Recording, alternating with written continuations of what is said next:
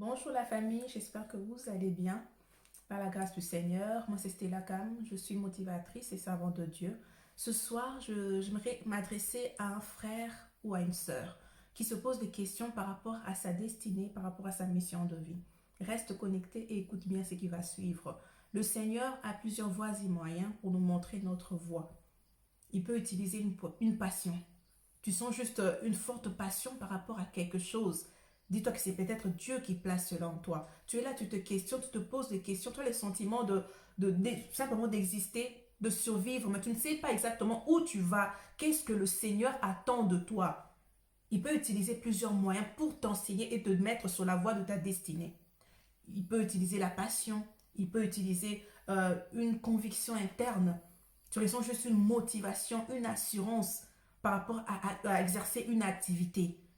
Dis-toi que c'est le Seigneur qui place cela en toi. Il peut aussi te parler via une voix audible. Il te dit, ma fille, j'attends à ce que tu fasses tac, tac, tac, tac. Mais ce n'est pas tout. Il peut aussi te parler via l'apparition d'un ange. Rappelle-toi dans la Bible de l'histoire de Marie. Lorsque l'ange lui était apparu, il lui dit, je vous salue Marie, pleine de grâce. Mais j'aime beaucoup ce qui suit. Il dit que tu tomberas enceinte. Tu enfanteras un fils que tu donneras le nom de Jésus. On peut dire que la mission, c'est même pas qu'on peut dire, la mission, la grande mission de vie de Marie, c'était de mettre au monde le sauveur de l'humanité.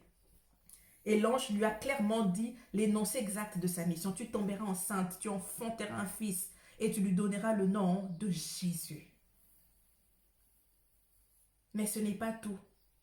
Dieu peut aussi nous enseigner, nous montrer, nous mettre sur la voie de notre destinée via les situations par lesquelles il nous fait passer. Ça peut être des épreuves, des situations difficiles, lourdes à porter. C'est pourquoi lorsqu'un événement arrive ou lorsque des situations douloureuses arrivent, essayons de comprendre quel est le langage de Dieu. Je vais clore cette petite exhortation, ce petit message, petit mais assez puissant. Je vais dire, essaye de prendre sur une feuille de papier, prends une feuille de papier et note dessus les événements tristes par lesquels tu es passé. Ça peut être une déception, une trahison, quelque chose que tu considères comme lourd à porter. Il se peut que même jusqu'aujourd'hui, tu ne t'es pas encore complètement remise de cette situation. Note tous ces événements fâcheux, note cela. Essaye de voir, d'analyser. Est-ce qu'il n'y a pas une sorte de fil conducteur? Est-ce qu'il n'y a pas un lien entre tous ces événements? Essaye de comprendre qu'est-ce que Dieu veut que je puisse comprendre à travers tous ces événements qui se sont déroulés dans ma vie. Notre Dieu, ce n'est pas un Dieu sadique, il n'est pas sadique. Il ne permet pas à ce que nous puissions vivre des épreuves, des situations difficiles juste pour le plaisir. Très souvent, il y a un message, il y a un langage, il y a une leçon, il y a quelque chose à comprendre. Et pour certains, ça sera même leur mission qu'ils vont comprendre par une situation difficile par laquelle ils sont passés.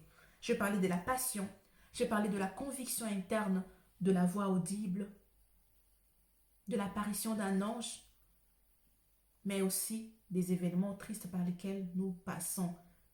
Chez quelqu'un d'autre, Dieu lui montrera sa voie, sa mission via une passion dévorante par rapport à quelque chose. Chez quelqu'un d'autre, Dieu agira peut-être autrement via l'apparition d'un ange.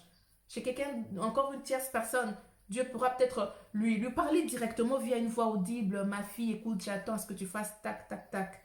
Il est multisystème.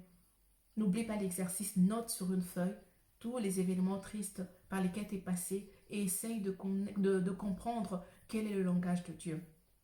Quel est le message de Dieu? Peut-être tu te dis que moi, le Seigneur ne me parle pas. J'ai pas vu d'ange, j'ai pas de message audible, j'ai pas de conviction interne, j'ai pas de passion.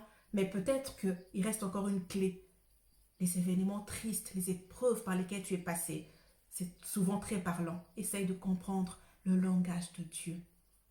Que Dieu nous amène à comprendre, à déceler, surtout à discerner son langage. Que Dieu nous bénisse tous.